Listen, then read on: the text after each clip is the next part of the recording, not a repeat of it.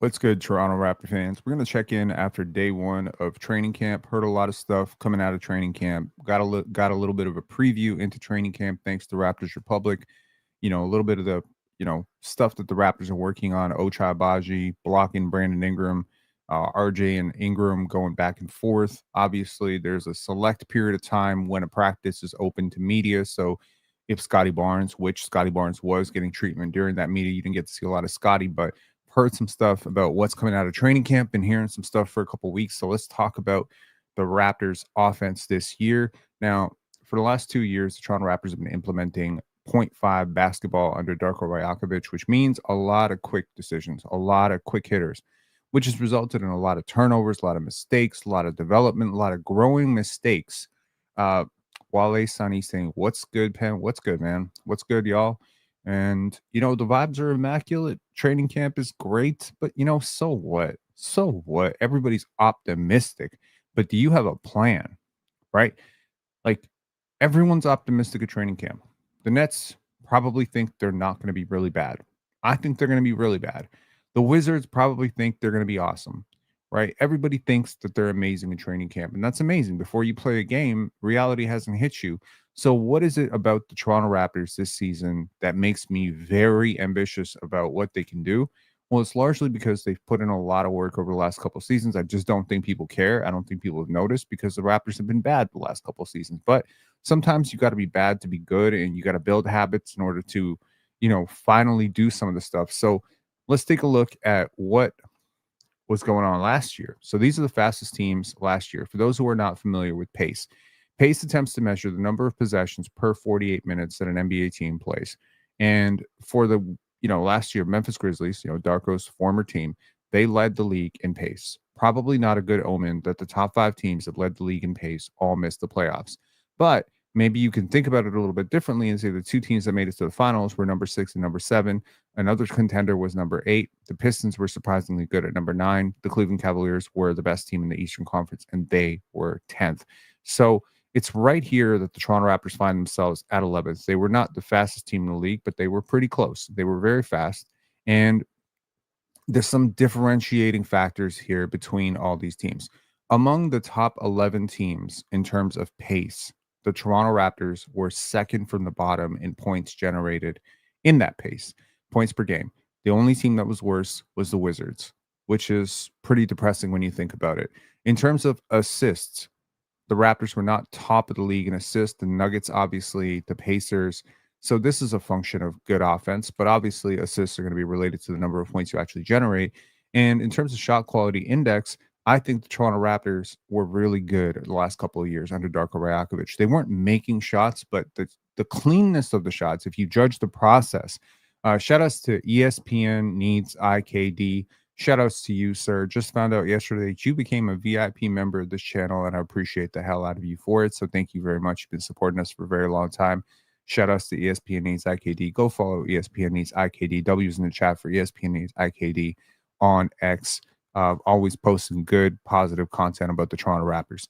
So in terms of where the Raptors find themselves in this, situation, obviously the gap between the Raptors and the Thunder is a whopping 10 points. 10 points. Now, why is this? Well, people don't really quibble over a couple percent, right? They really don't. But if you want to look at the field goal percentage, that's a really big teller here. Among the top 11 teams, here are the teams that are at the absolute bottom in terms of field goal percentage: the Wizards, the Jazz, and the Raptors. Not efficient offense. So you're going fast. You're not turning the ball over a hell of a lot for a team that's going very fast. What about those 3-point attempts? Among those 11 teams, the Raptors were the worst in terms of 3 points made. So, yeah, that's going to happen. When Scottie Barnes and RJ Barrett, your best players, you're not going to generate a lot of high volume threes. You're not going to be super efficient. So, what makes you think that the Raptors can do it this year? So, let's pull this off and let's just talk philosophically and wax poetic about basketball, because I am a big fan of transition offense. I'm a fan of teams that play fast. And there's this old adage that, teams that play fast necessarily fail in the playoffs because transition offense goes to a crawl space in the playoffs, and it really comes down to half court. And I think the Raptors have addressed some of their half court scoring issues and isolation scoring issues and late clock situation stuff with the addition of Brandon Ingram. And of course, you do have capable half court players. I think Emmanuel quickly is a player who can play in the half court. I think Jakob Poeltl is a pretty decent half court player. I think Scottie Barnes will get there this year. I think he'll be a lot better.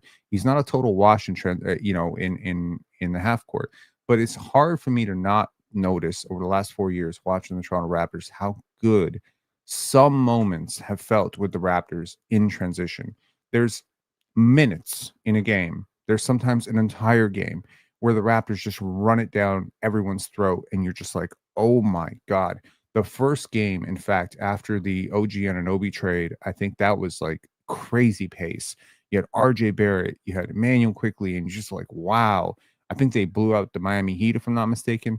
And it was just such an incredible performance. They blew the shit out of a team, and you're just like, oh my God, this could work.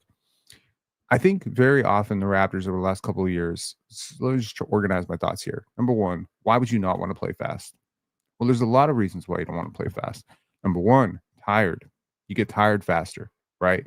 You would easily not want to play fast if you had older players, right? You play faster, probably more risk for injury, probably more risk for fatigue, probably more risk for offensive inefficiency. So teams are always teetering on the line of sane and insane when it comes to pace because there's consequences to playing fast. So why is it the Raptors played so slow under Nick Nurse? Well, there's a really good reason for that.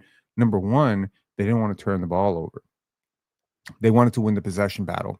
So how is it that the Raptors are going to counteract the fact that almost likely playing faster is going to result in more turnovers? Naturally, you're making faster decisions.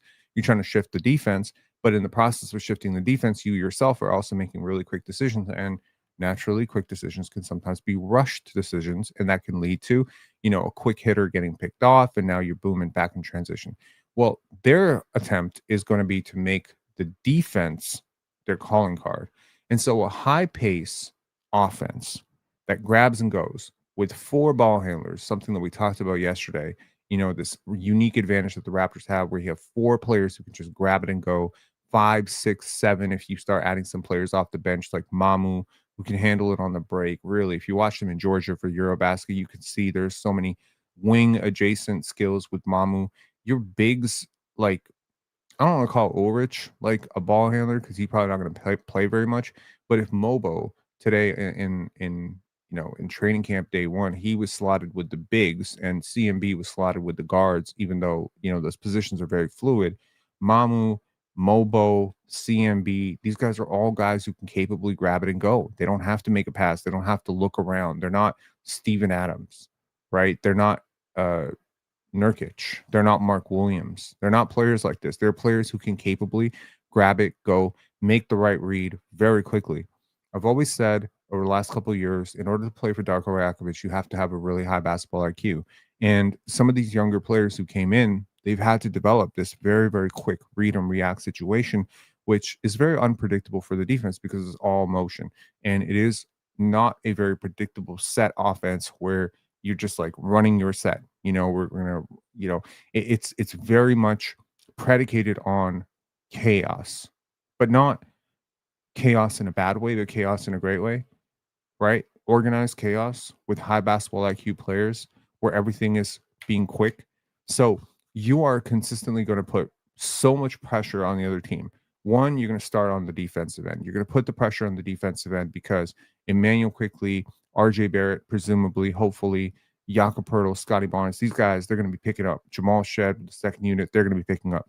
You're going to have so much pressure on the ball. You're going to be picking up, 94 feet. You're going to add some delay to their offense, which is naturally, why would you want to delay the other team's offense? Well, typically you want to push them further into the shot clock, make them less efficient. You want to cause some early turnovers. You want to speed them up. You want to cut off passing windows. You have long active defenders like CMB, Mobo, Scottie. You have long guys who can sit in the gaps. So if you're making it a rushed position, basketball is a game of rhythm.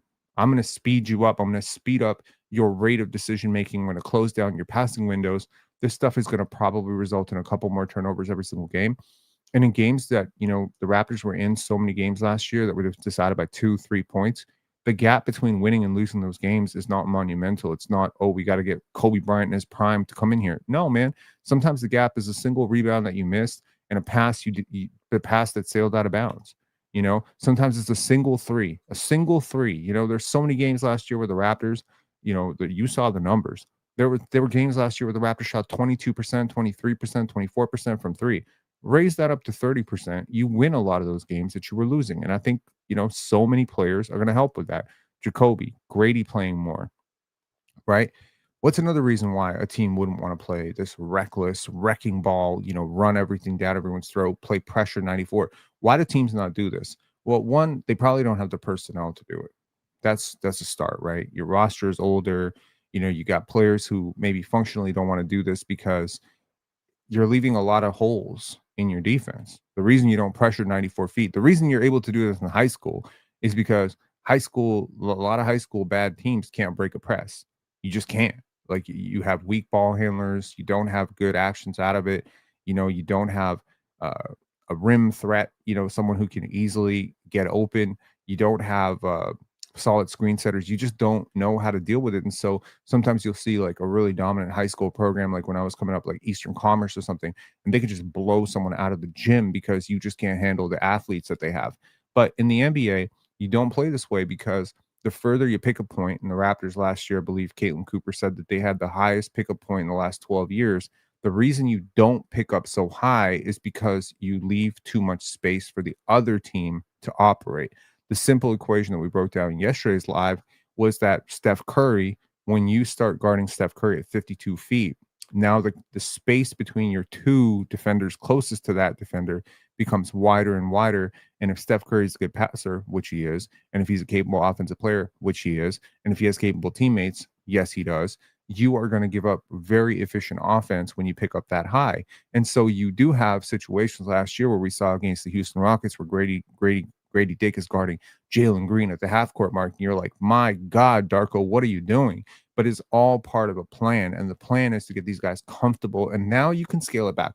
You can scale it back a little bit. You can scale back the pressure a little bit. You can play a little bit more conservative. You don't have to put everyone in that situation. I will almost promise you, Grady Dick will spend zero time pressing up full court this year on Jalen Green with no backside help. That's not going to happen. So when you look at this position from a perspective of why don't teams do this? Well, they don't do this because playing this recklessly defensively opens up cheddar-sized holes all over your defense. The other reason teams don't do it is, as I said, it's exhausting. So how do the Raptors plan to counteract this? Well, number one, they have the personnel to do a lot of this. They have good athletes. They're a very young team. The other thing they have is great rebounders. So you're going to secure possessions. You're not going to have guys who are going 2-2 on the defensive glass and then giving up rebounds. So the fact that you can rebound and close possessions, get out and transition early, that's going to help you. The other thing that you can do, and it's probably, offensive efficiency hurts your defense so much because transition offense is more efficient. So now the other team, let's put it this way, if you're 5 to 6% more efficient with your defensive coverages, even if you continue to blitz at the point of attack and you continue to pick up 94 feet, even if you're just 5 to 6% more efficient doing it, that helps. But if your offense can be a little bit more efficient, I'm not talking 120 points per game like the OKC Thunder, but if you can get closer to like 113, 112, 114, just not piss poor like the Raptors were last year, if you can get closer to league average in terms of offense, well, now you don't have to play as much transition defense, right? Which is going to allow you to set up your 94-foot defense. It's going to allow you to have a more balanced court. It's going to allow for less cross matching in transition where, I don't know, you end up with Steven Adams being guarded by Emmanuel quickly because you couldn't set up your defense. So again, this is a game of exchange. It's all a game of exchange. And so the Raptors plan to counteract this by doing something that a couple teams tried last year, which is going really deep into their bench. Now, if you've watched the NBA basketball as long as I have, you know that most teams don't go beyond eight, 8 to 10. 8 to 10 is pretty common. If you have nutsos like Nick Nurse and Tom Thibodeau, you might go 7, 8 deep, but some teams will go 10. And usually the minutes distribution is the starters play around 32 to 36 minutes. You'll have a couple guys off the bench that'll play 20 plus, and then you'll have three guys who probably play 10 to 12. I think the Raptors are going to bend this a lot, which is to say, because they want their guys on the bench to get minutes, I think they're going to operate with shorter stints. We've talked about it already. They've talked about it. I've heard some stuff. They're going to go with shorter stints. you're not expecting players to play, 8 straight minutes, 9 straight minutes on this level because they're gonna get hurt and they're gonna be exhausted and their legs are gonna be dead, and therefore, there's the trade-off. You pick up higher on defense, you're more aggressive on defense, you commit more fouls. There's the trade-off of you exert more energy on defense, your jumpers are short on the other end, which happened a lot with the Raptors. There's a constant trade-off happening here, but I think that one of the ways to counteract this is by building out a deep roster and willing to trust your bench. I think this is also a great way to maintain team morale. The Raptors are not winning a championship this year. Unless something absolutely insane happens, the Raptors are probably not winning a championship this year. How do you keep guys motivated? Well, you build out a deep roster. You build out a deep roster. You get a coach who has everybody's trust, and you're able to then motivate people to say, okay, your role on this team is to spell RJ Barrett when he gets tired. And if RJ Barrett doesn't do a great job, I'm going to actually open it up for you to get the next 8 minutes. And now we're going to build minutes for Ochai Baji, Grady Dick, uh, Jonathan Mobo, CMB. And basically, your entire performance is being judged by how well you do on defense. Darko has said nobody gets to get away with it. Last year, he said, we're not hiding anybody on defense. Well, now we're really judging you almost exclusively by your defensive intensity. And so now your weaker defenders like Grady, Brandon Ingram, RJ Barrett are not getting a pass either. And so when they go out, obviously, you're going to have defenders coming in who are going to set the tone for them. And there is an infectious nature when someone starts picking up full court on your team that you get a little bit more locked in. Am I expecting Brandon Ingram to be as good as Scottie Barnes defensively? Am I expecting RJ Barrett to be as good as Jacoby Walter? Hell no. But they don't have to be as good. They just have to lock in. Not every single player who plays for the OKC Thunder is a great defender. Despite what the analytics say, Isaiah Joe is not a great defender. Jay Will is not the greatest defender. Okay. Like these are decent defenders, they're not great defenders. There are players on Indiana that are not great defenders. But again, when you have a team scheme and you have good enough floor raisers defensively, like Scottie Barnes, CMB, Mobo, etc., you're able to do all sorts of things defensively. And as long as everybody else is willing to participate and just not be like late on rotations, just totally not trying in, like Brandon Ingram, you want this guy to break apart in half? You're not having Brandon Ingram guarding point guards running up full court. But can he get a hand up? Can he deny the pass? Can he deny the entry pass? Can he just be positionally solid given his, significant limitations in terms of strength? Can he use his length?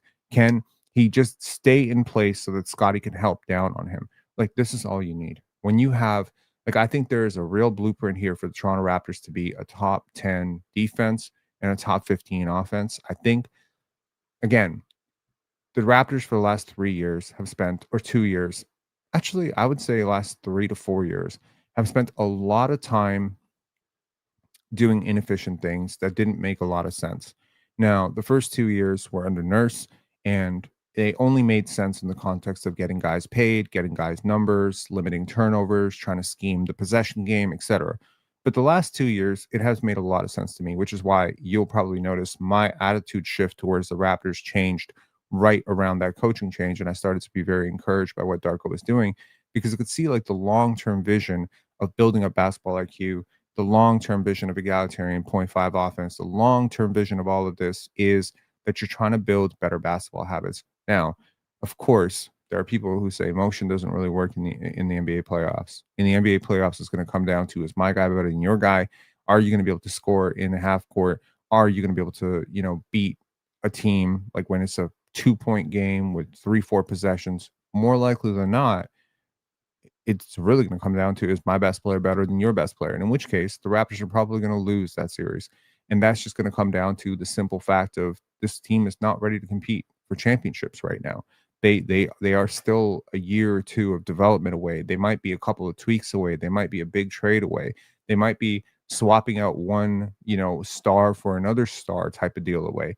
But the habits there are sustainable. The habits right now, the philosophy of going away from development reps to like winning reps, the idea of making decisions faster than other teams, playing now to your strengths as opposed to last year where you're playing to your weaknesses, you're not hiding anybody. Well, now you're definitely going to hide some people.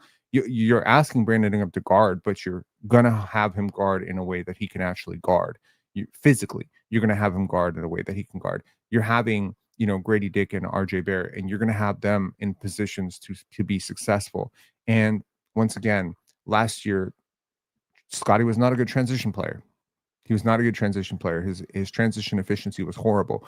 Why was that though? If you watch the games, you'll see that very often a transition play with Scottie would result in a pass where he's not getting the ball back, and if he gets the ball back, it's gonna be a mid-range jumper. You'll see sometimes in transition, early transition, which drove a lot of people nuts, where Scottie would just take a pull-up three from 28 feet, 29 feet, and Manuel quickly would take an early shot. I don't think the Raptors really maximized their transition opportunities last year in favor of development. But now when you go into, okay, well, now we're trying to win basketball games, drive it down the middle, man. Go away from your weaknesses. If you don't have a, amazing half court creator, and jury's still out how great Ingram is going to be, how much Scottie can develop into that role. If you don't have a great half court creator, then go to your strengths. And what are your strengths? Again, push in transition. You have big athletes, you're fast. RJ Barrett, in theory, should be great in transition. Scottie Barnes, in theory, should be great in transition. Brandon Ingram should be a great release valve in transition. He doesn't have to lead the break. He can trail the play. He can be the reset. You, how many times have we seen transition where two guys haven't even made it up to half court mark when the team scores? If you turn, like hypothetically a play, Emmanuel quickly, picking up full court, he gets a steal. Who's running with him? Like two players. The other two players might be Ingram and Yak, and they might be just trailing the play. And so now, if for some reason the other team is able to recover in transition and stop IQ and Scottie going to the basket, well, now you have Ingram to reset the offense. And this is the counter that the Raptors didn't have last year, which is when the team stops your initial idea in transition, now you have to reset the offense. And now you're stuck because you don't have that half court creator. You don't have the guy who can get to the rim. You don't have the guy who can, punish the defense, load, shift the defense. But now you do. And I think that a lot of this is just being slept on because the Raptors have legitimately, you know, they've I feel like I'm very hyper right now. Maybe it's like the coffee. I took a late coffee. I'm trying to gather my thoughts here. I don't think that any of the Raptors players are being properly rated right now. Even Scottie and BI, who some people are very high on, I don't think y'all are fully appreciating how good these guys are. I definitely don't think RJ Barrett in transition is being fully appreciated. This guy can get to the basket at will. And if you are able to do this against teams that are not set defensively, your advantages get so much better, right? And it's just like when you have four players who can just grab it and go, your potential for forcing the other team to end up in a cross match where, Ingram gets an early steal, Scottie gets an early steal. These things are so much better. Scottie is so fast. Him stealing in the paint, like let me try to okay. Early thoughts. If you play slow, the other team has a chance to pick who guards who. When you play fast, you pick who guards who. So, how does Scottie get himself to 22, 23 points per game? Easy. Easy. Grab and go off the rim. Immediately push it down the throat of the defense. If they don't stop, you go all the way to the basket. We've seen this guy clear the court in 3 dribbles. I'm positive he can do that to anybody he wants to. And he is, he's got that Giannis thing where, if you catch him with a head of steam, he is unstoppable. And his handle is getting better. His jump shot's getting better. He has counters going to the mid range. So there is a world in which Scottie can be a very dynamite transition player. I mean, you can't possibly watch this guy over the last couple of years and not see it. Like it's there. Even whatever the numbers said last year are relevant to me. Like he can be great in transition. The other thing is when he doesn't have the basketball, the early steals in transition will force the type of collapse that his game right now cannot generate. So you have a 6'8", 6'9" human with 7'4" wingspan who's a very good paint finisher. If he seals Tyrese Maxey in the paint, let's just do a hypothetical here. You're playing the Sixers, you got Tyrese Maxey. What does the defense immediately have to do if Scottie Barnes gets an early steal on Tyrese Maxey? Did he need to generate that? No. He just needs to be smart enough to spot it, and his teammates have to be smart enough to get the ball to him at the right time. And then, boom, there comes the double. There comes the shift. there comes your first option, which is the corner three, probably to IQ, or the above the break three to Ingram. And if for some reason the defense is able to recover and stop this, now you start your half court offense where Scottie comes up and he sets a screen for Ingram, or Yak comes down the court and he demands, he sets a seal for Scottie to get him loose. The Raptors just didn't have a counter last year. The Raptors had one-way offense, one-way defense, and they didn't have the release valve offensively to be able to set it up. No team is going to get 100% of their possessions in transition. But that being said, transition offense is considerably more efficient than half court offense. It will always be more efficient than half court offense. And so if you're not a great half court scoring team, then the best way to get into transition is to be a good defensive team. And the best way to utilize that is to be a good transition team, which has lively, smart athletes. The Raptors are great in terms of passing the basketball. They are a really good passing team. They are really, like when we talk about pace, I almost want to restart this live so I can get my thoughts down, because I feel like I've been talking for 26 minutes. I'm not sure I've made sense. When we talk about the pace of offense, very often a metric like this, right?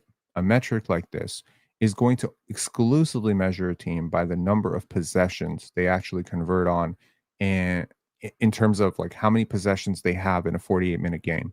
Now, here's a question for you to think about and to really think about this pace thing: is within a possession, what is the pace of the possession? Right? How and what do you use to determine what is the pace of the possession? I would gauge that the pace of the possession is how many decisions do you force the defense to make in the possession. So if we exclusively look at this metric, the Grizzlies were the fastest team in the league. The Raptors were the 11th fastest team in the league. The Spurs was 12th fastest team in the league. But I don't think this is necessarily the best way to do it. Now, there's no real analytic, because this is not an analytical thing. This is not something you're going to be able to quantify. This is a qualitative thing that I'm talking about.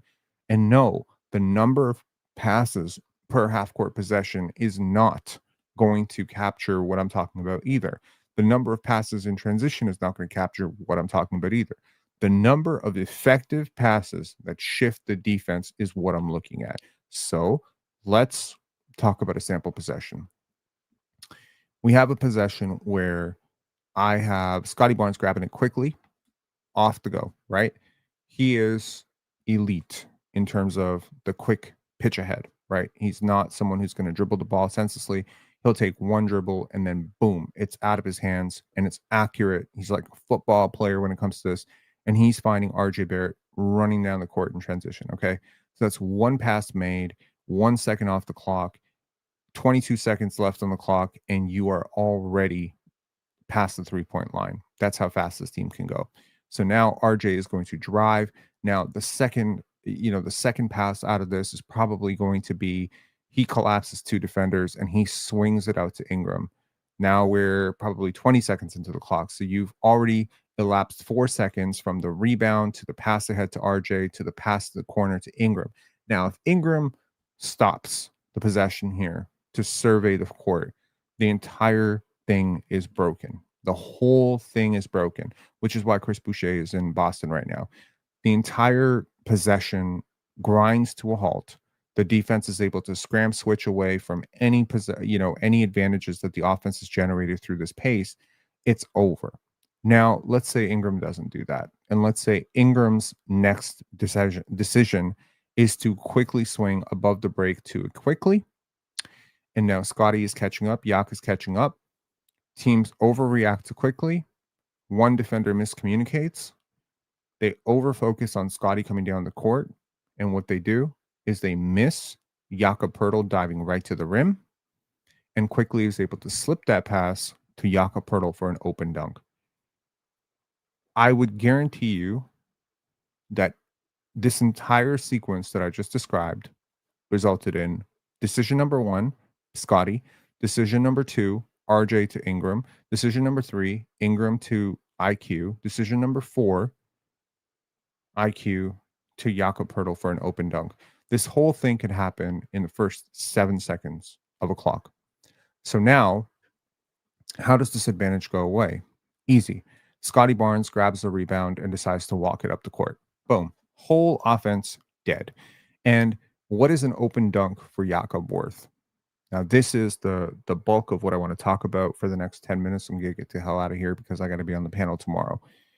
NBA league efficient offense, league efficiency is around 115. So that's a simple mark of all the sum total of all the possessions in a game will aggregate out or average out to 115 points per 100 possessions. So if you play 100 possessions, like the Raptors often do play 100 possessions, you're going to get about 115 points. The Raptors, for their almost 100 possessions, didn't get anywhere near 115 points. They got 111. And if league average offense is 115, that means to be a mediocre offensive team, you need to put up 115 points on the board. In order to be a great offensive team, sometimes you have to put up 120, 121, 119. So the Raptors are really far away from middle, and they're even further away from the upper echelon of this. But in the sum of 115 or 113 or 112 or whatever your offensive rating is, there's all sorts of possessions, right? There's all sorts of possessions. So let's rank them out. What is the absolute most efficient thing you can do on the basketball court? Let's rate it out. What's the most efficient thing you can do on the basketball court? I'm happy to hear from you guys. What's the most efficient play type? Rank it out. 1, 2, 3, 4, 5. If you're watching this after, tell me what is the number one, number two, number three, number four, number five most efficient thing you can do on the basketball court? I'm gonna tell you right now, the absolute most efficient thing you can do is an open dunk. It's the most efficient thing you can ever do is an open dunk. Yeah, it's more efficient than an open three because there's hardly a single player who shoots 66% on open threes, and that's how efficiently you have to shoot an open three to generate the same 2 points per 2 points per possession that an open dunk does, right? So a layup or an open dunk, SP, you are correct. So that is the first thing that you would want in any situation is to have the requisite spacing and pacing to get as many open dunks as humanly possible. The Pacers got a ton of open dunks. The Thunder get a ton of open dunks and open layups.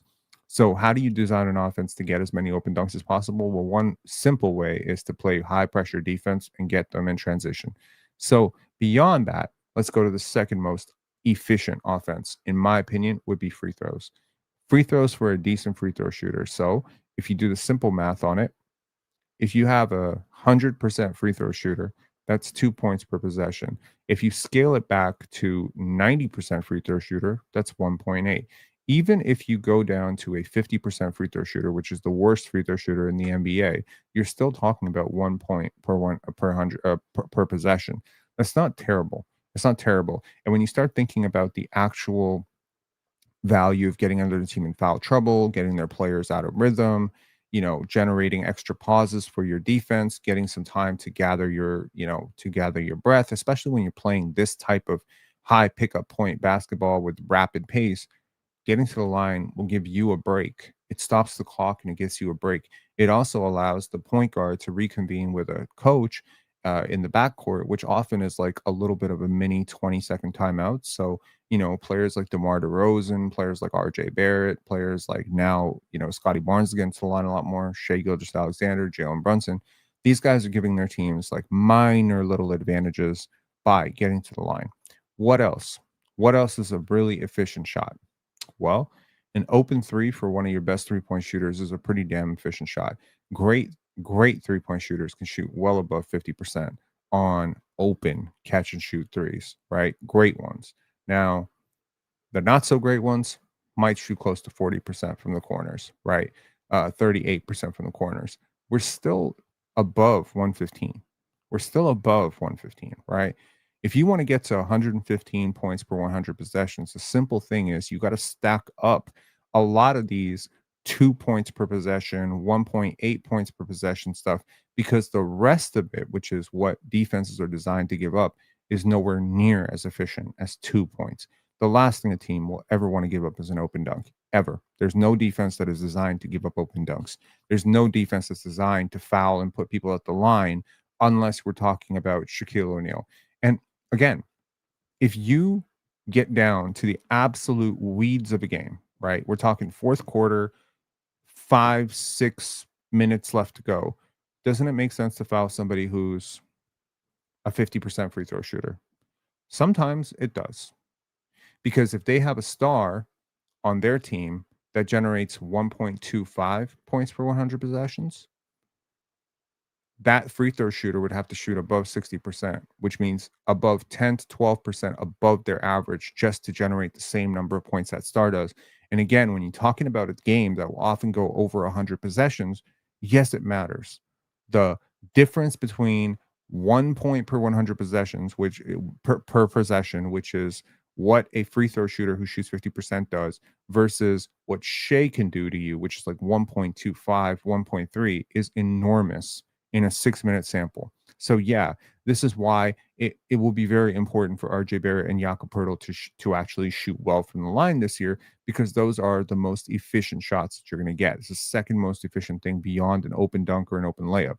So let's let's keep going down the list of the most efficient things you can do. You can get layups and dunks, which open layups and dunks. You can get free throws. You can get contested layups and dunks, which, depending on who's shooting them, are also pretty efficient. Jakob Poeltl is really efficient on these. Scottie Barnes is efficient. You know who else is super efficient around the rim? Brandon Ingram. He is very efficient. Another player who has, at least in college, been very efficient around the rim, Colin Murray-Boyles. Player who wasn't very efficient last year around the rim, Grady Dick, Jonathan Mobo, Jamal Shed, Orlando Robinson. Most of the players you played last year were bleeding points for you at the rim because they're terrible finishers.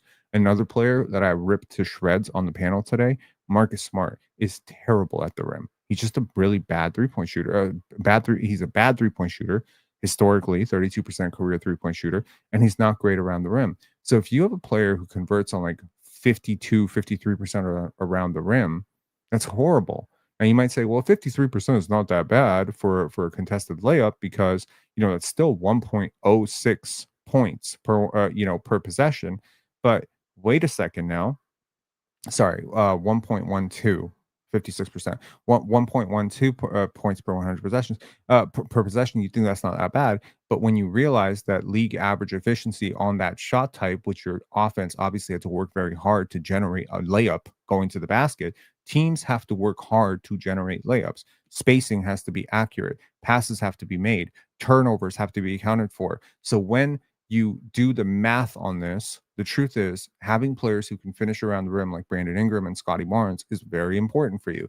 It's just as important, if not more important, than having a player who can hit, I don't know, 34%, 35% on pull-up jump shots from three. So now we are getting to like less efficient offense, right? So we've gotten out of the open layups, open dunks, free throws for decent shooters, a wide open corner three, contested layup. Now let's get into what defenses are designed to actually give up, which is contested jumpers, contested mid-range shots, post ups, post fadeaways, late clock heaves, turnovers cut down, right? A possession ends at 0 points when you have a turnover.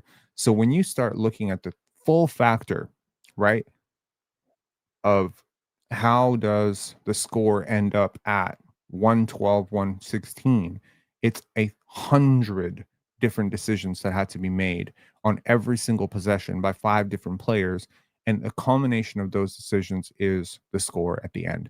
So if the Raptors want to be more efficient, here's a really quick way to do it. Obviously, get out and transition more, get more of those dunks, get more of those freebies, right? Early clock possessions are more efficient. You can study this through league history. The closer you are to the end of a clock, the less efficient you get. You will often see teams that are up, 6, 7 points, that drag the clock out to the very last bit and then take the shot. And they almost always miss that shot. Why? Because you're adding a sixth defender, which is the clock. Teams that go to the corner on a late clock situation, you know why the Kawhi shot was as unbelievably miraculous as it was? In theory, a double teamed fadeaway three-pointer is the most inefficient shot in NBA history. It's the last shot you would ever want to take. Has anyone ever thought about that? That Kawhi Leonard fadeaway is the least efficient shot in the history of the world. The fact that Nick Nurse drew that up is actually kind of crazy if you think about it.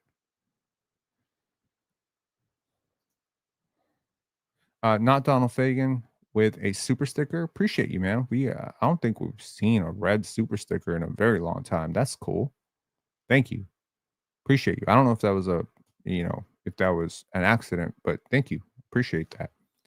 If you would like to make a comment or something, I'll happily put it up on the screen for you. So, anyways, I think I started this live like all over the place, but I think I'm honing into something right now.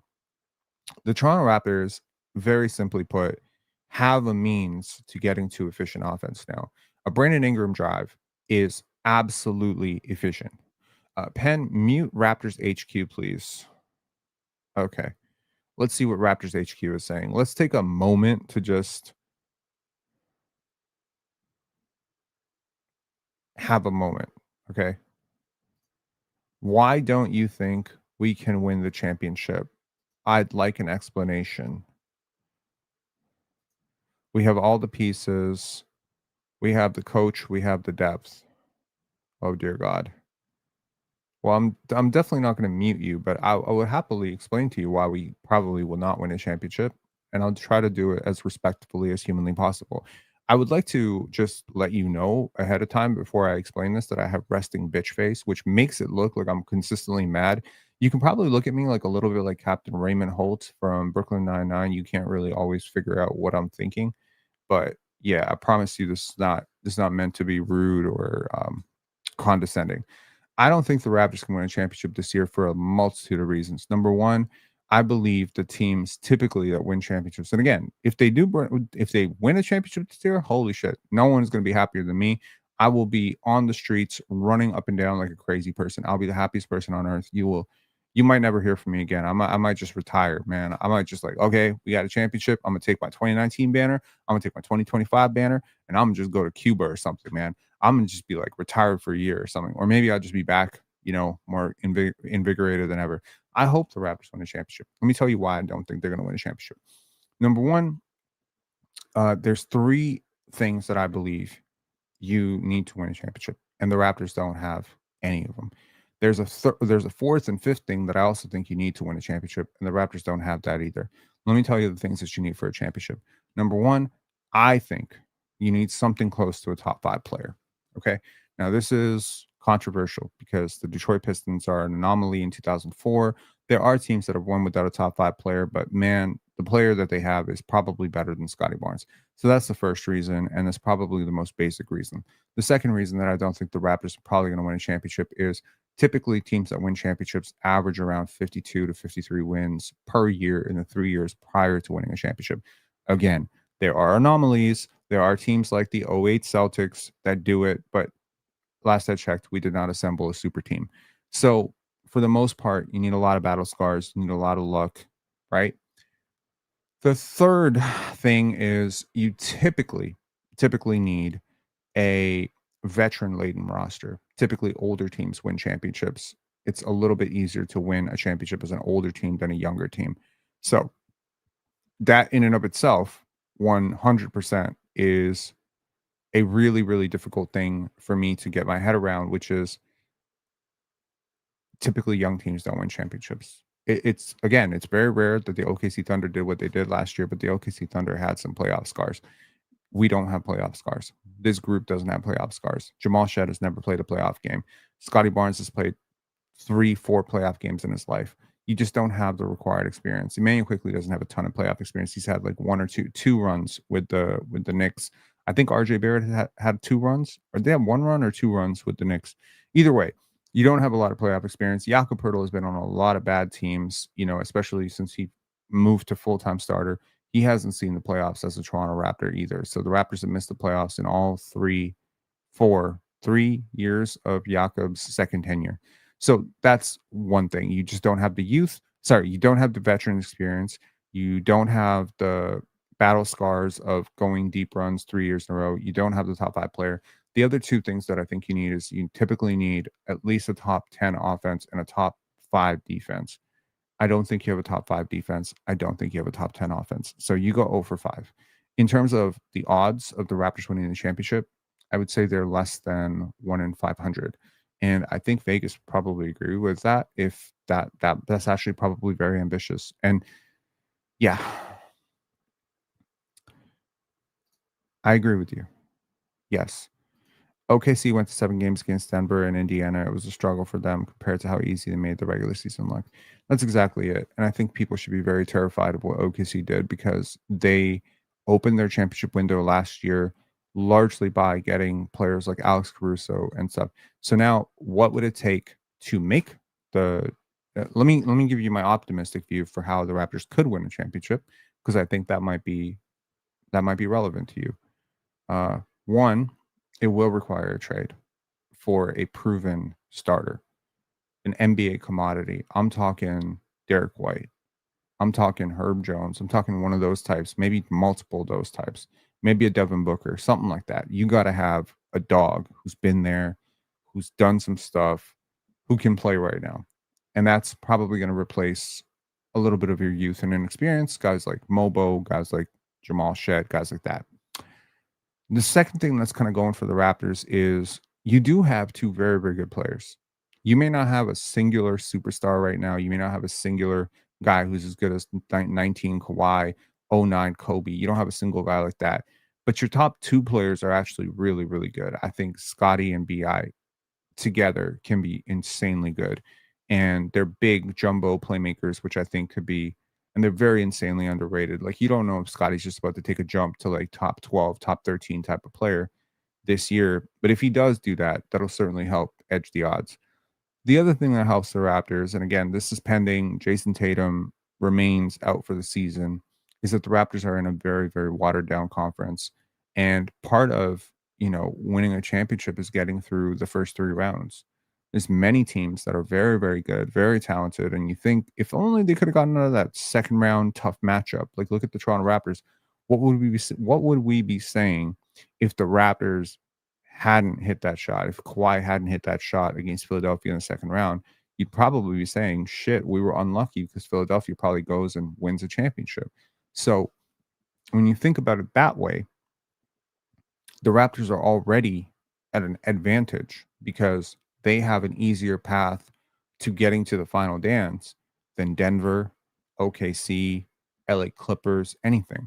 And again, once you get to the playoffs, really anything can happen, right? You could face the New York Knicks in the first round. Let's just play this out. You face the Knicks in the first round, they get an injury, okay, in the first game or second game, right? That's luck.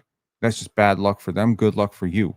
So you get through them. You face the next team in the second round, boom, there's another injury.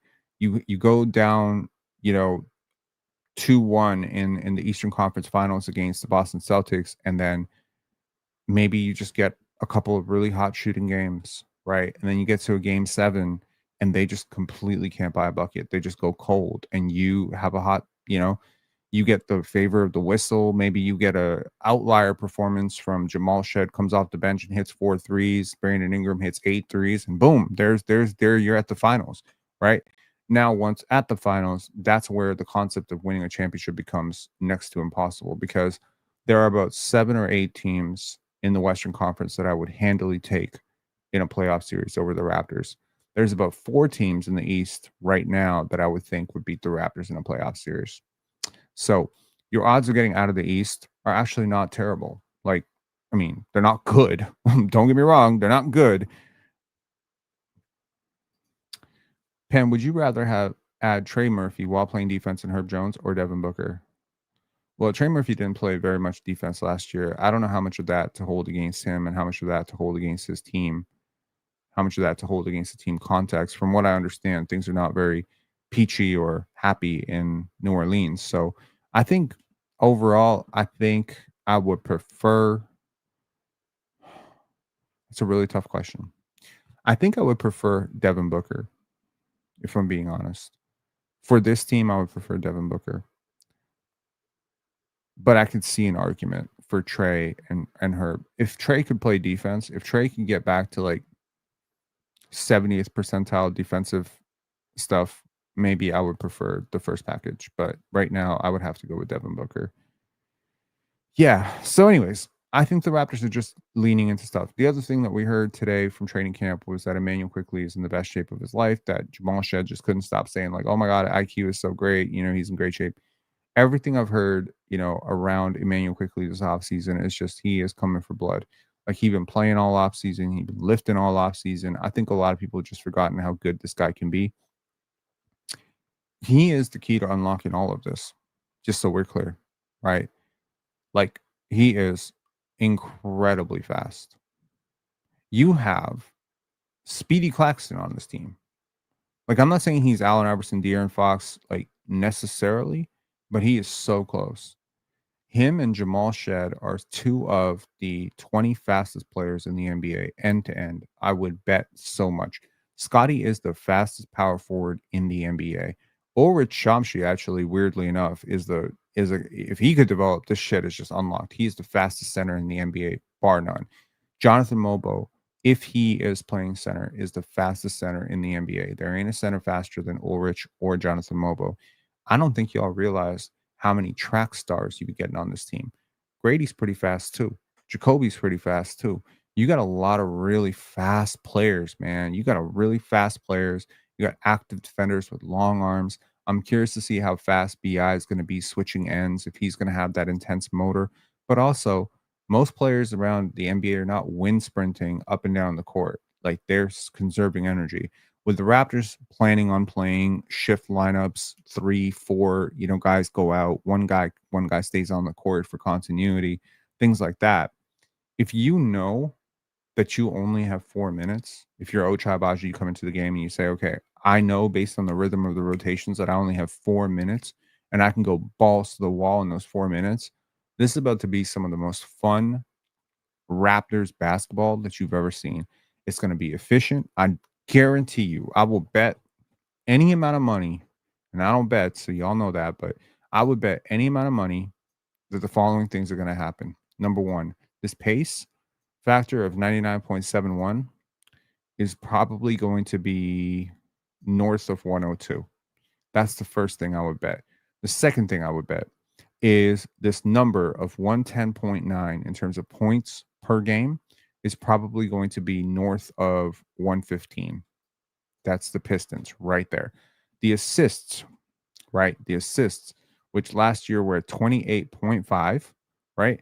I believe will be north of 31, which would be top in the league. That would be like, okay, wait, maybe Brandon Ingram will fuck that up a little bit.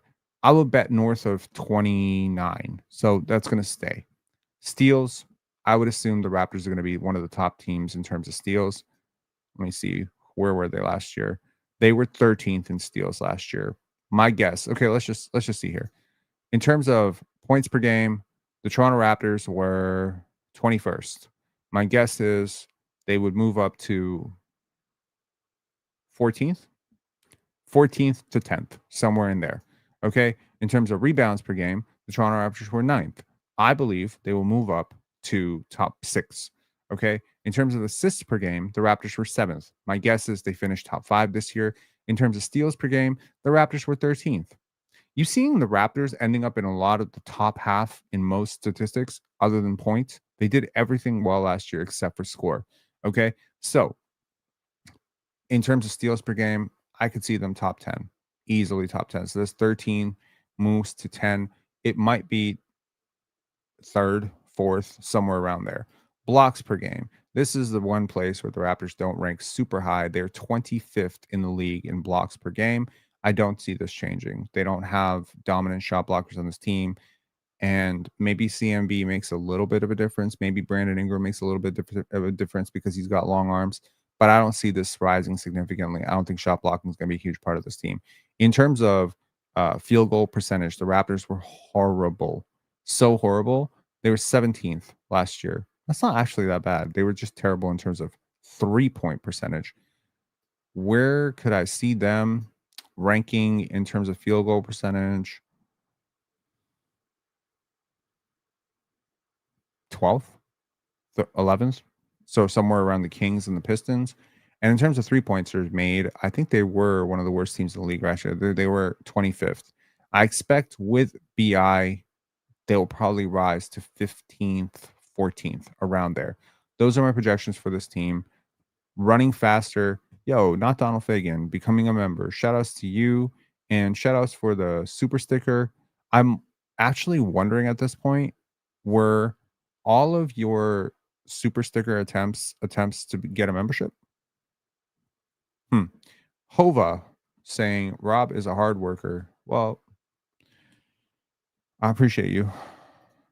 Rob, if we were a team that added KD, and do you think we were the best team in the NBA? No, I wouldn't think adding KD would have made us the best team in the NBA. But if you do remember, if you follow my work, you know for sure that I was very, very pro adding KD. Although, here's the funny thing. Since I am a really big person on challenging your own beliefs, I'm somewhat happy that we didn't add Kevin Durant. There seems to be an air of media drama and stuff that just follows KD. I think Scottie would have gotten a lot out of it. Like, I think the team would have gotten a lot out of it. But him being online all the time, talking back and forth with fans, it just doesn't fit in with what we're trying to do here. We're a very positive team.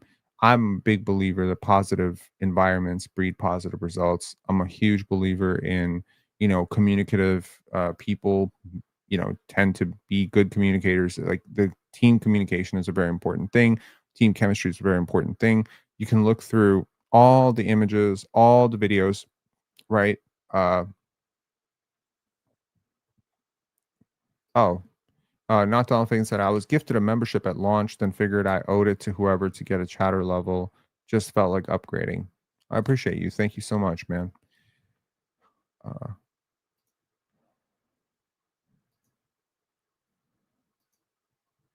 there was a trade to Mini that got nixed. Mm, absolutely. So yeah, so overall, the vibes are great in training camp. Everybody seems to be like really locked and loaded. I see a pathway to the Raptors playing 11, 12 deep, which will of course validate that little video that I made where it said the Raptors bench is insane. Yeah, maybe it's not insane in terms of the talent level, but it is insane in terms of the parity that you have. It's insane in terms of, the lineup versatility that you have. There's so many different lineups you can go with. There's so many different combinations you can go with. And I'm a big believer in flexibility, versatility being like one of the most underrated, slept on factors in NBA, right? The fact that you know, oh man, not Donald Fagan gifting 5 PENSARE basketball memberships. Man, I appreciate you. Thank you so much. Like, I got 4 notifications here that are starred, and it's just you going absolutely in your bag here. A super sticker, new member, and then you gifted 5 PENSARE basketball memberships. Shout outs to you for gifting some memberships here. Shout outs to all the members who got it. This might be a good time to remind y'all what memberships entail and what you can get for them. I have no idea which memberships you did, but if you do want to become a member, like Donald Fagan, like not Donald Fagan, my bad. How do you sign up? It's join, and these are the perks, man. These are the perks of being a member, and thank you. I appreciate y'all, man. In terms of chatter, everyone gets a member chat every single month. If you are a chatter for a month, you get a member chat. If you're a baller, VIP, I believe if you're a VIP, you get a slightly longer member chat. Like, you can add some more words to it. I expect our post game lives to be pretty bumping. Like, I expect, I'm hoping. I don't want to say expectations. Expectations sometimes are the thief of joy. I expect our post game lives to have a lot of people. So if you want to stand out, you want everyone to hear what you got to say, you have a unique insight. Member chats can be a really great way to do that. So can super chats, so can super stickers. So, pretty cool. And yeah, in terms of VIP, like the topic request, I already got like one topic request and I'm working on that video. And that Sunday show, which hasn't even started yet, which is, crazy. But that Sunday show will start when the season starts. And so every single Sunday, we have a show where we will discuss what's going on around the NBA, what's going around, collegiate basketball, any new things that are going on. And we'll do a overview, analytics overview of the season to date or that week to date. So it'll be unique in the sense that I won't really be covering all of this stuff in post game lives. Our post game lives, to those of you who are new to the channel who weren't with us last year, usually incorporate a little bit of analysis. So the pace of post game lives this year is going to be somewhat similar. I'll try to be a little bit more succinct with how I do it, but it'll be key takeaways, boom, then it'll be a quick film session, and then it'll be a call in. So we're thinking about doing something close to a formatted like 3 stars of the game type of thing, but I think that sometimes can be a little bit reductive and maybe a little too simple of a way to break down the game. But yeah, like just a basic overview of what happened, what the key turning points were, do a little bit of film analysis, do key breakdowns of key moments in the game, key swing points, key breakout performers, key underperformers, key missed calls, etc. And then, once we do that, then we get to the callers. And I'm really hoping that we have great post game shows, man. I've been looking forward to the Raptors being good since I started this channel. Like, I know like some people may not like me, some people really like me. Please know that whether you like me or don't like me, I love this team.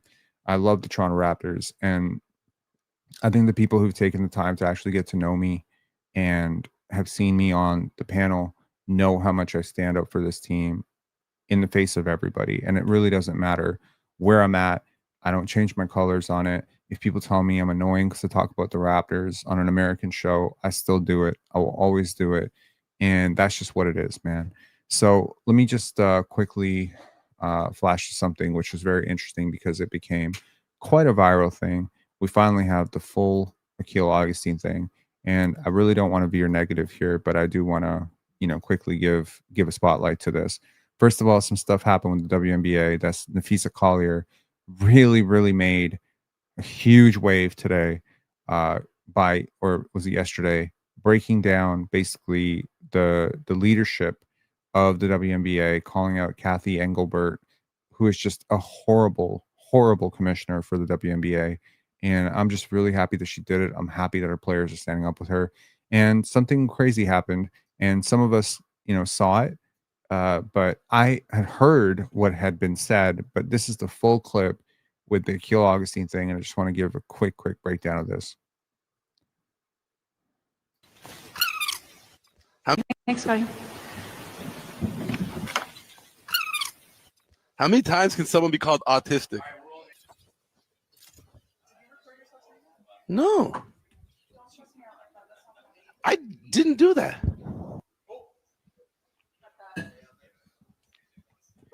Thanks, Scottie. Okay, so that's really bad, and I broke down why it was so bad. But I want to be clear about something.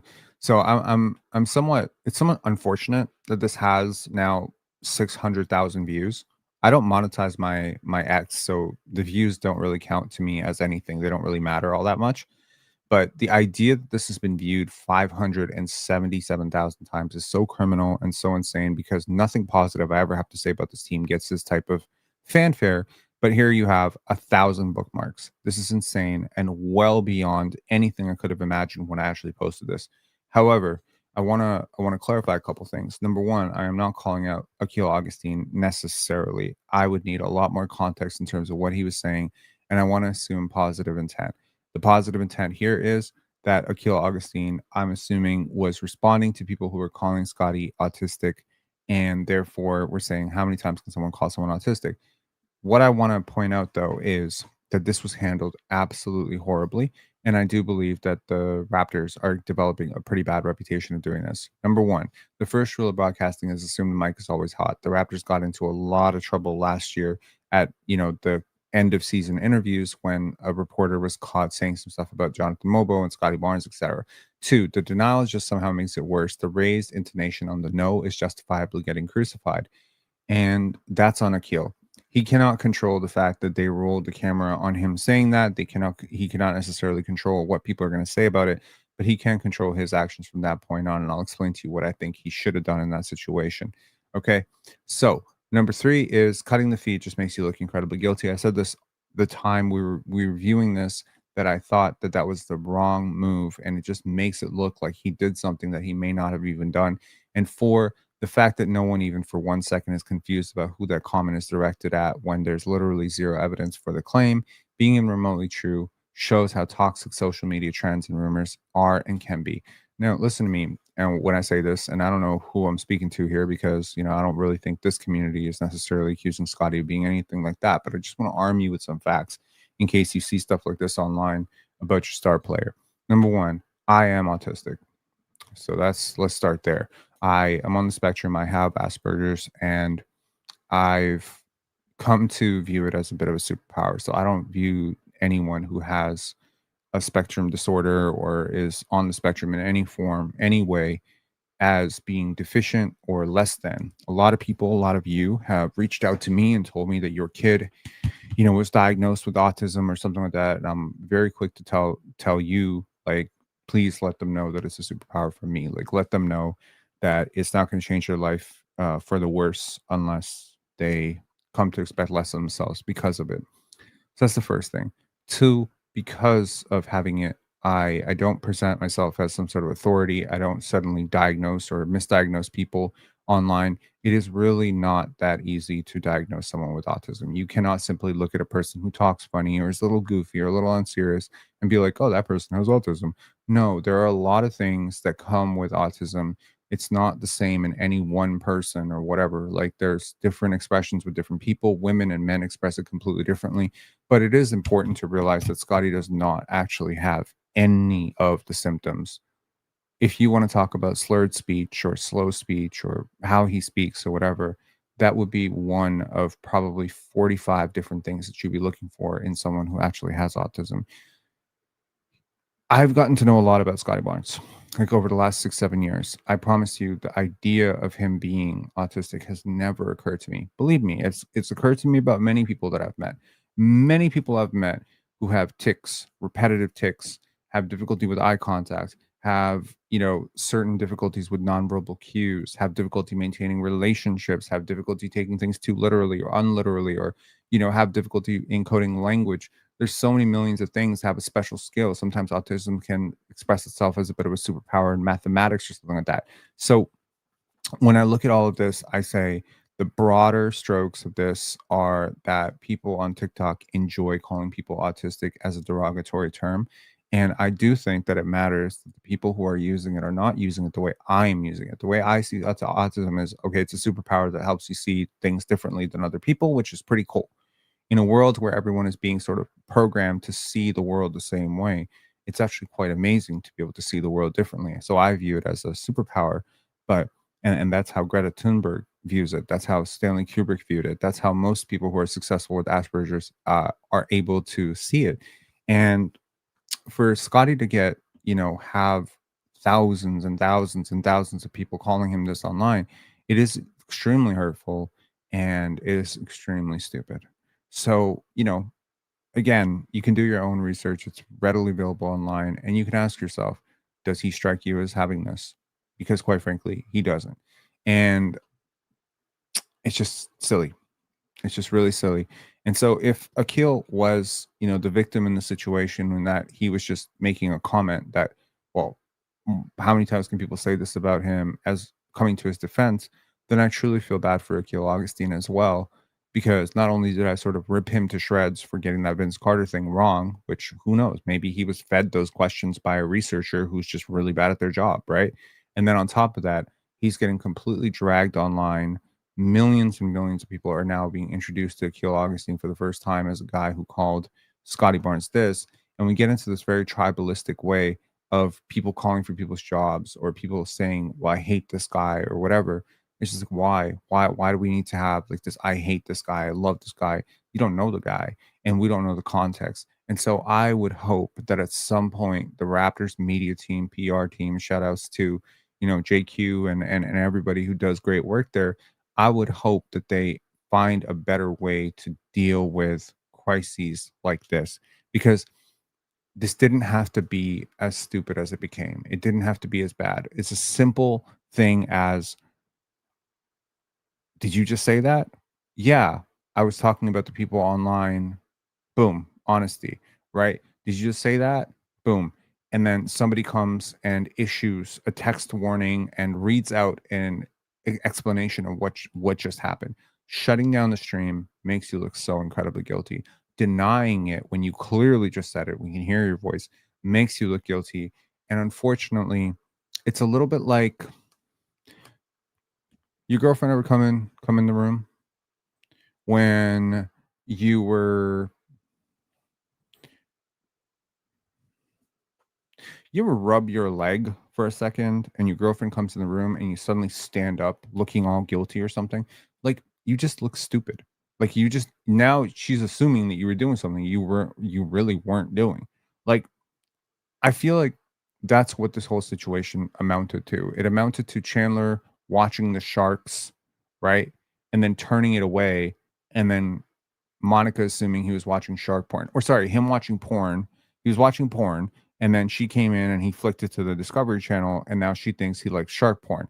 Like that's what this whole thing kind of reminded me of. I don't know if you remember that, but yeah. Threesome pause. Once again, Doug Smith, just use the word trio. Just use the word trio, man. You ain't got to say threesome. You ain't got to make Brandon Ingram say pause. And I think, and this just roots to a very, very much like a deeper conversation. American Black culture is not Canadian culture. These things mix together sometimes like oil and water.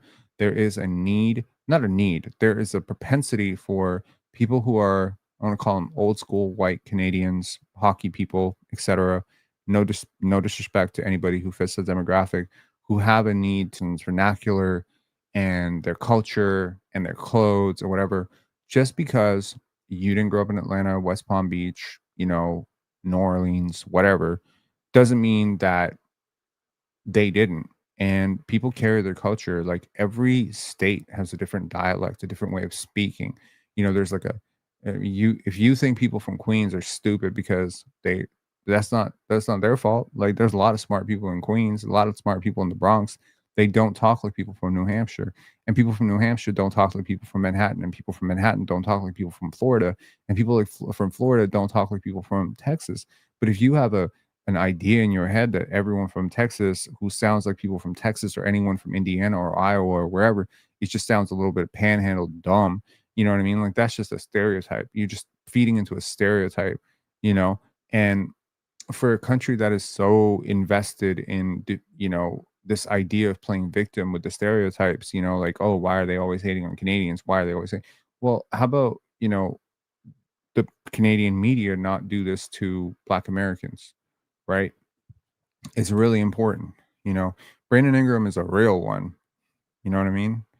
Like he comes from it. He's not Vince Carter. He ain't, you know, he ain't Fred VanVleet. He's not going to code switch for you. He's going to talk to you like you're just a human being, that he talks to.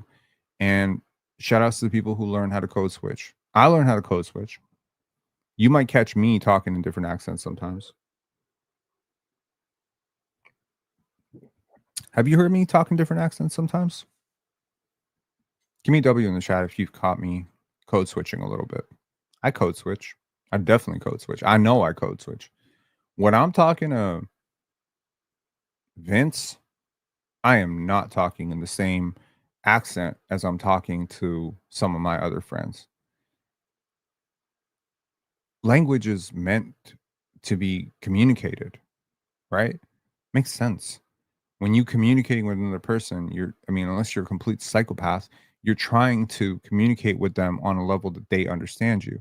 I'm certainly not saying to fake an accent or fake vernacular, to be like, yo, what's up, my G? Like, I'm not asking you to talk to people in a in this condescending way where you're trying to act like, but if you talk to a child, do you use bigger words or smaller words? When you talk to, someone who's foreign, do you not like try to make your words sound a little bit easier for their ears to hear? You know what I mean? When's the first preseason game with the Nuggets? It is October 6th, my friend. October 6th. So yeah. Anyways, I've ranted on long enough. It is 2 a.m.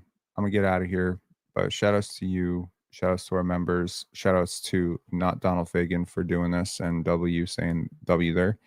Most people label things improperly and are not informed and say whatever they feel as facts when they be something else. I agree with you. I agree with you. But see, the thing is that, Scottie is like,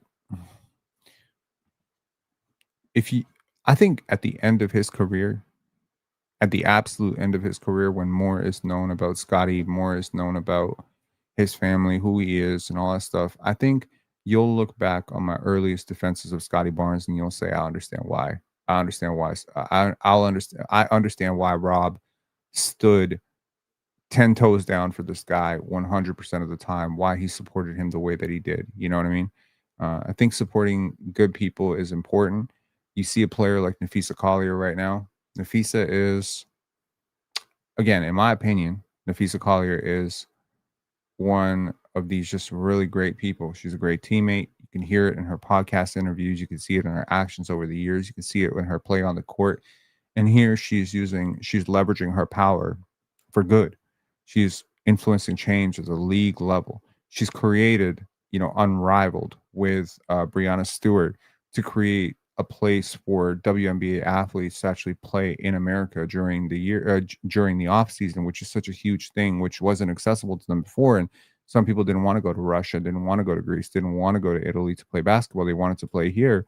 So creating a domestic league, everything Napheesa does is giving it forward, paying it forward. You don't understand why I love Napheesa Collier the way that I do, why I love Paige Beckers the way I do, the why I love Angel Reese the way that I do, is because I am a very service oriented person. And when I see people who are of service, Scottie is the ultimate of service person. He is great for his teammates. He's great for his community. He's great for his family. He's great for everybody.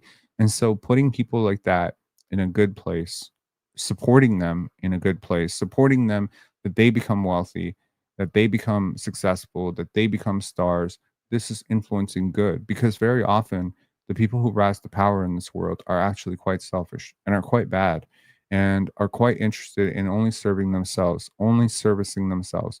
And it's very rare that you find a person, any person in the world, who thinks beyond themselves, who thinks beyond themselves to the point where they're willing to sacrifice any element of their own convenience to create a better life for somebody else that has nothing to do with them. Strangers, empathy towards strangers.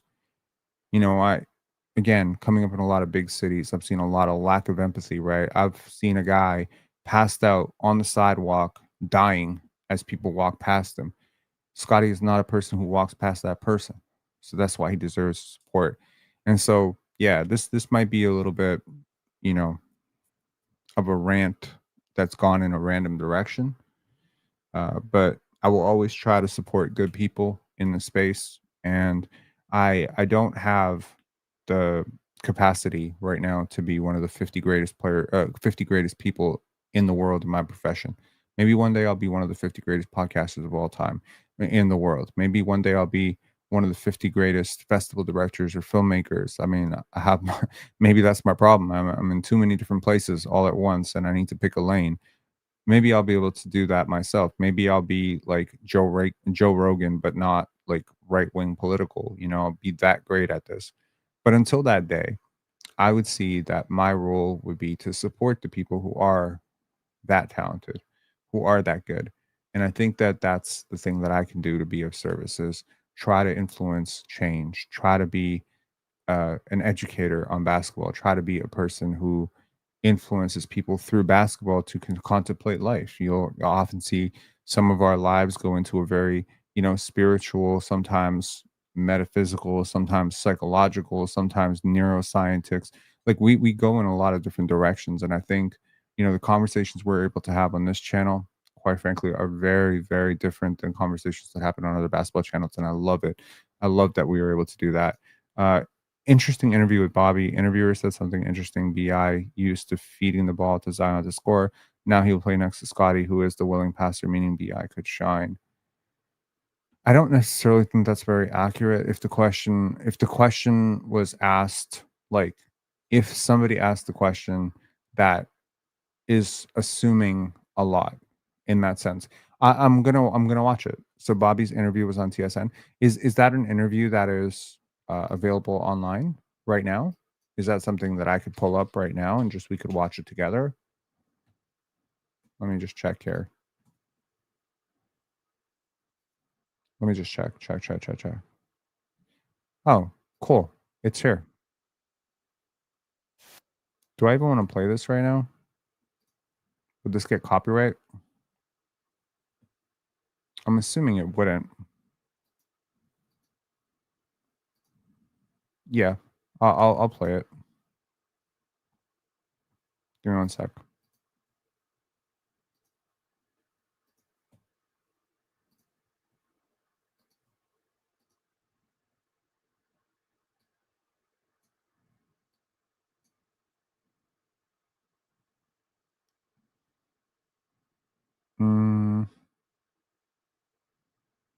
Okay, I'm gonna play this, and I'm just gonna put a screen over it. Okay. Well, congratulations. New role. Obviously, you just mentioned the summer was very busy. Overall, how are you feeling personally in this moment? I'm really excited. I always say that you have to take the summer to recharge. You got to climb the mountain again. And I always, the end of the season is tough to think about, okay, what's fall going to look like? I always say it's like a school year. It's like first day of school. So today we have the first day of school. Everyone's excited. Hope is in the air. When it was you and Masai, there was always a shared vision. And I think it obviously worked well for the majority of the time. But now that it's just you, do you share the same vision or are you looking at this a little differently? I think our evaluation of players has always been very similar, right? We're always valuing the same things, right? So you want to, think back to the championship winning team and some of the players we brought in. So really hardworking kids, really high character. I think we've always valued sort of having that chip on your shoulder. And I think that sort of, whether it was the We the North campaign or the run with the team, culminating the title, I think that was something that we sort of felt was sort of a through line that felt that. And so continuing that, finding players sort of that ilk. The way you operate compared to the way Masai operated, are there any differences? Yeah, I think those are very obvious ones. I always say Masai's a incredible motivator, incredible, loves to give those speeches, and I think that's sort of you'd run through a wall for. I'm probably going to come off a bit, more low key and sort of to myself, but I think the competition, the desire to win is always there. So you're not going to get on a stage and call out a team and say a profane word? Probably not. Come on. You know what though? You never know. You never know how you'll feel in the moment. So we'll see. I'm just saying, if you want to endear yourself, I know. that might be something there. In your mind, once you won the championship, what equates to winning basketball? What is the most important part? I think you think of those teams and even some of the teams after was just the level of competitiveness. I think those teams from each player down competed. I think it started with Kyle. He sort of sets the tone that, when he was running around like a madman on defense and, carrying the team, I think that's what sort of embodied a lot of that. But I think this team is learning. They're learning how to compete every single night. I think people saw towards the end of last season, we played really competitive. We got after on the defensive end. But I think it's a night after night thing. It can't be, I want to play on Thursday and then I want to play on Friday because it's back to back. And so the learning how to compete every night, I think is what's going to, develop this team. So you just need an all-star that's going to take charges at the all-star game. Got it.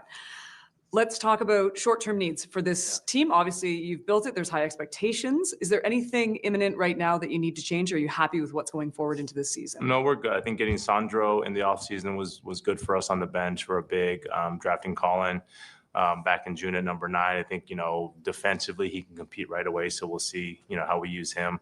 I think people and the fans, it'll be fun to see this starting group. I think there's a lot of talent. We've been waiting, how many months now to see this group play.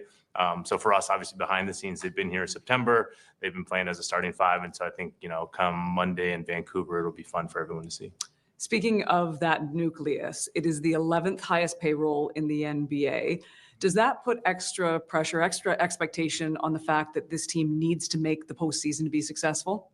No, I think those guys put expectations on themselves, right? Internally, we hold ourselves to a high standard. I will say the salary cap or your team salary is not calculated to the end of the year. So, it is in flux. And I think, we'll decide appropriately as the season goes on, sort of how much this team, needs or, if we need to, make any moves. When we were watching this team in Summer League, it kind of seemed like it was a defense first mentality once again, kind of that hard-nosed team that we saw that won the championship as well. Would you classify this team like that? That's it. The emphasis from Darko, the emphasis from this group of players, I think Brandon Ingram coming into the situation and sort of observing it from the outside at the end of the season, he said, you've really created a defensive identity. And so I think, one, that helps streamline the messaging for Darko, but I think also players that come in. So Sandro comes in, you guys are going to play your butts off on the defensive end first, and that's how you're going to earn playing time. And I think that carries over throughout the whole team. And yeah, if you think of, Oklahoma City that won last year, when we won in 19, it was clearly defense was a priority. That's how you get on the court. That's how you're going to earn your playing time. And that'll be the standard from this team. Let's talk more about Brandon Ingram, because obviously Raptor fans have yet to see him. I mean, we've seen him play in the NBA, but obviously injury has been a concern. It's his third chapter now with a third different team. When you acquired him, let's go back to that. Why did you make that move? Was it the fact that you could buy low, or did you see a really good fit with this team? I think you hit on both of them. I think we felt like the price for him in the market. We gave up one first-round pick, which I think, for a player of his caliber, a former All-Star, that was good. And I think for this team, I think on the offensive end, he creates shots for himself. He creates easy shots for himself. I think an underrated part of his game is he creates for others. Scottie always tells me, I like to pass, Brandon likes to score. So I think it's a good pairing. But I think the fans will enjoy watching him play. He's a quiet kid off the court. So I think, his game will do a lot of the speaking this year. I think that's where it fits well too, because with Zion, he was a score first guy, whereas Scottie's a pass first. So I think the combination might be really nice. And I know fans are truly excited to see that. Let's talk more about Scottie. I don't think Scottie's pass first. So that's I guess that's the quote that you were going at. I don't think Scottie's necessarily pass first. I think he is make the right play. And for most of his NBA career right now, his passing is ahead of his scoring. And so it would be accurate to say he's the right play first, which is, pretty simple way of putting it. I don't think it would be fair to say Scottie's pass first in the sense that John Stockton was pass first, like Steve Nash was pass first.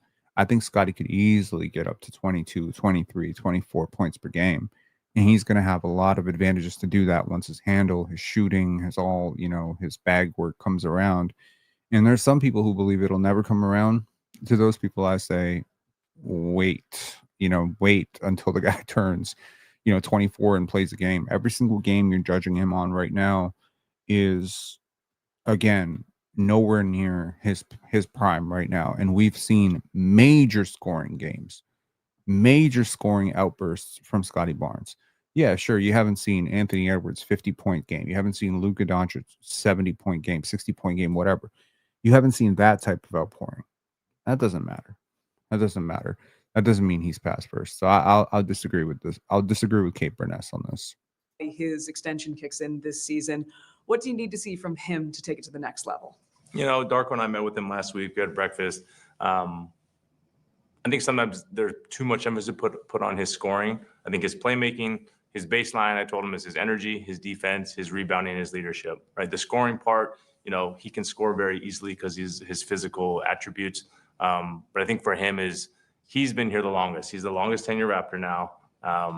The contract, obviously, there'll be expectations. He needs to block out that noise. Obviously, that comes with the territory of being a max player. But no, I think defense, he really turned up his defensive intensity last year. So versatility on defense, playmaking, and then keeping that group together. He's high basketball IQ. He's an emotional player. People follow him. And so how is he keeping the starters together? How is he keeping the locker room together?